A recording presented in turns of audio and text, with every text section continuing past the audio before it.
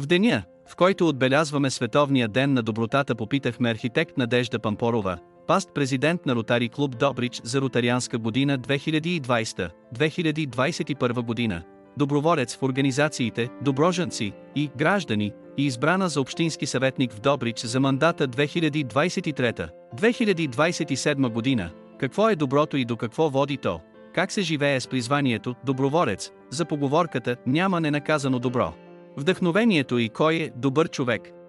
Архитект Надежда Пампорова е професионалист в сферата на устройственото планиране и градска среда с опит в административното управление на общинско и областно равнище. Нейният баща е математикът Коста Коларов, първият демократично избран председател на Общинския съвет в Добрич. Архитект Пампорова споделя вярата си, че образованието на младите е определящо за разцвета на обществото, икономическо развитие, професионален баланс, чиста природа и здраве. Тя участва и организира десетки благотворителни кампании в сферата на екологията, градската среда и развитието на хората. Какво е доброто и до какво води то? Доброто е таинство. То е промисъл, която ни води в нашите действия. На нас самите дава здраве и насочва добрите очи Господни към нашето щастие. Вие сте доброволец, как се живее с това? Доброволчеството има две лица, но и двете са от полза. Мисълта ми е настроена да разпознава момента, в който мога да съм полезна. Действам и не очаквам нищо, даже забравям за стореното. Когато планираме добротворство, ние създаваме система от подготовка, изпълнение и разпространение на ефекта. Това често води до активиране на спомоществователи, но и на недоброжелатели. Тежи, защо битува поговорката «няма ненаказано добро».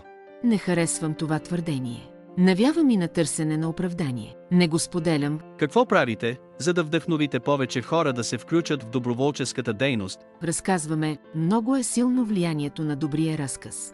Създаваме възможност, хората са готови да участват в добре организирани инициативи. Обучаваме знанието за нуждите на обществото е важна предпоставка за създаване на нови доброволчески общности. Кой е добър човек и на кого правим и трябва да правим добро?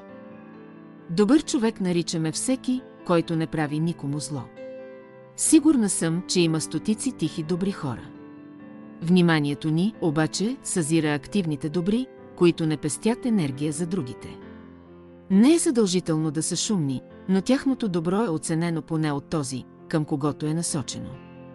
И да, всеки заслужава. Просто трябва да сме много внимателни за ефекта от нашата намеса в живота на хората.